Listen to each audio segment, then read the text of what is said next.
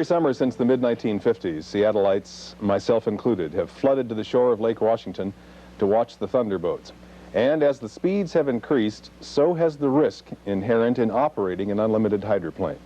The sport, of course, has claimed the lives of several of its best drivers. And last summer, on a river back in Indiana, Steve Reynolds came perilously close to becoming another statistic. At about 180 miles an hour, his Cellular One boat turned a horrifying backflip. Again, Cellular One in first place. On the inside, though, the Budweiser on the outside. It looks like, oh no, Chip's got problems again for that skid fin as he goes way wide. In the meantime, rocking and a-rolling is the Cellular One with Steve Reynolds. He maintains good boat speed this time as he goes down the back chute. Where's the Budweiser? It's a rooster tail back as the Cellular One goes down the back chute. That's the best start yet for Reynolds. He's got a lot of air under the boat. Look out! The Cellular One is flipped. Steve Reynolds and the Cellular One has blown over on the back chute. Well, Steve certainly didn't walk away from that one, but he did come out alive. In fact, he's here today to talk about the long road back to recovery. Please welcome Seattle's own Steve Reynolds.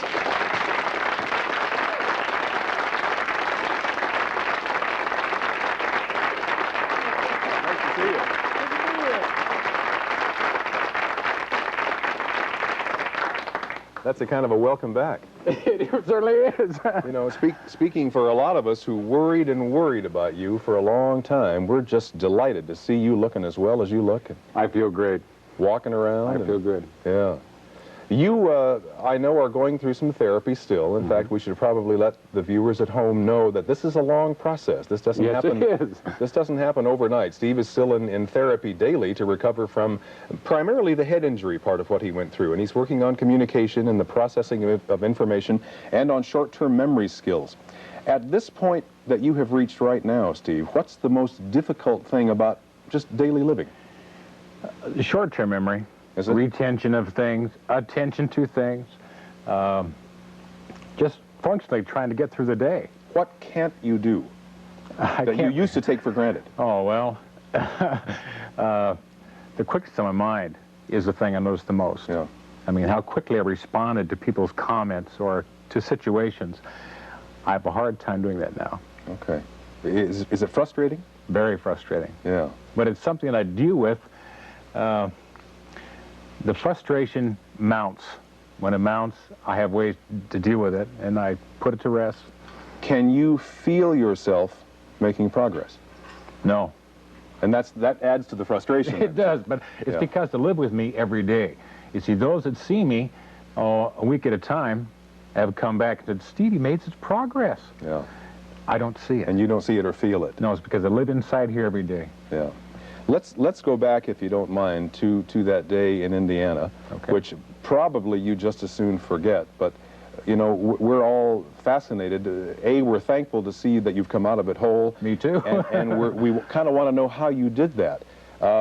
You told me, and when last we met here at the station a couple of weeks ago, that you do remember things up to the point where you lost it on the backstretch. Yeah, I do. I remember going into the first turn with the Budweiser and the Miller strategically positioned behind me, accelerating out of the corner, feeling all kinds of power coming to life behind my head.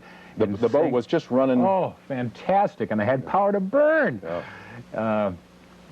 It was that time that Jim Lucero, the crew chief, came on the radio and said to me, Steve, you got a good lead, slow down. Now, you got a headset on. You're listening to Lucero, yeah, and he's in the pits watching the race. Yep. He sees you've got a good lead, so he says, Reynolds, slow down. Did you, in fact, slow down? About 20 miles an hour. How fast were you going when he said slow down? Slightly over 200. Oh, my God. And I slowed down to about 180, 185, and it was that time that I noticed the shoreline had a particular roll to the valley, and the whitecaps on the water, and it was just about that time that the boat lost control. It seemed like the left sponson, or the right front sponson, left the water first. It did. Is that how it felt to you? Well, what I felt was that the right sponson came up and contacted me in the face. Aha. That's the last thing I remember. And that's the last thing you remember. That's it. Things, you know, we don't get, in watching this now, Steve, through a long lens, we don't get the sensation of speed. We don't see the 180 miles an hour.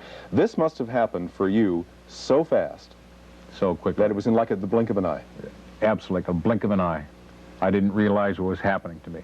I mean, it happened so quickly Now here I was probably unconscious by this time. Now you're in a capsule. Yeah. In a cockpit capsule. Yes.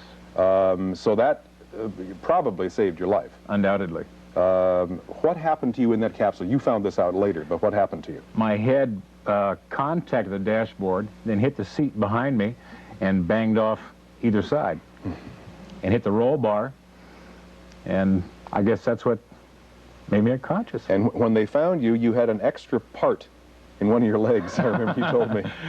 That's what I understand. The rod from the steering column, it had embedded itself in my right shin.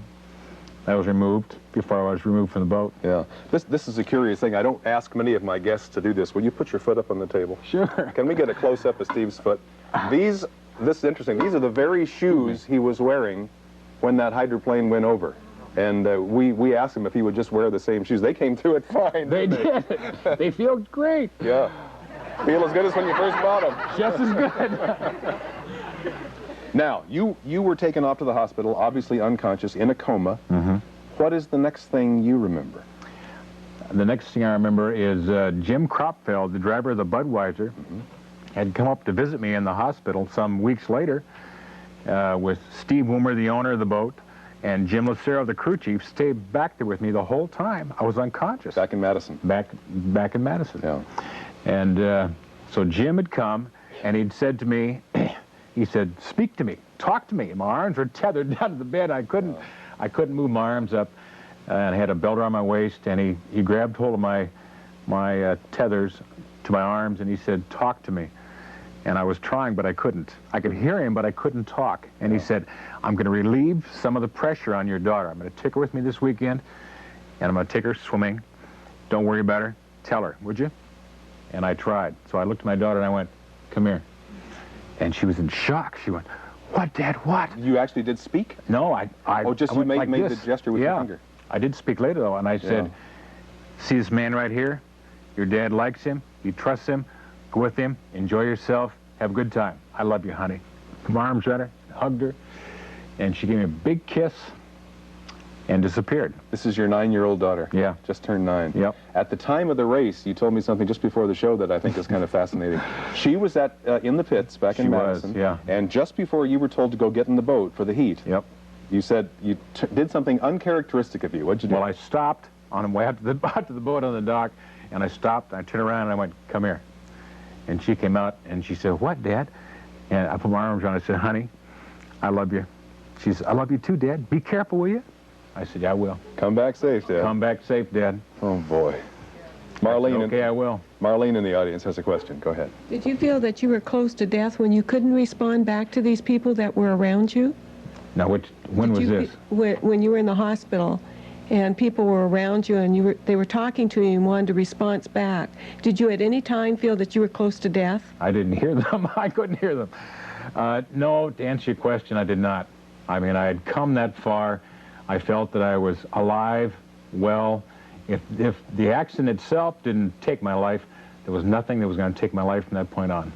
But there was a period of time when you were out of the coma and you were responding to stimuli, and yet you couldn't talk back to people. No, I couldn't. The words would form themselves in my head, but getting to my mouth and getting out was a little hard to do. And they would grab me and they'd pinch me and pinch my legs to get me to make a sign, ow, and I didn't make any sign at all.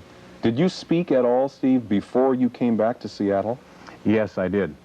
So you got your speech back when you were still back in Indiana? A little Indiana. garbled, but yes. I mean, when it came out, it sounded like a 2-year-old. Yeah. But it came out, yeah. Audibly, I was able to say a few words and write a few things down. You can't distinguish what I wrote down on paper, but at least I was writing, and at least I was talking. When you go back and look at the videotape of that flip, what do you feel? What do you think? Thank God I'm alive, is all I think. I look at the tape and I say to myself, you're lucky to be here. You are just lucky to be here. Do you think there's anything you could have done that would have prevented that boat from going over? Not a thing. Not a thing. It happened so quickly. Yeah. What happened was out of my control. I mean, it happened so fast that I didn't have any time to react to it. It was an incredible... Incredible is right. Incredible flip. Incredible is right. We'll take a short break at this point. Given the extent of Steve's injuries, he has indeed made a remarkable recovery to this point. But after a severe head trauma, there is a lot to be done in the areas of learning and reorienting. We're going to find out how this process is going for him, and we'll meet the therapist who works with Steve right after this.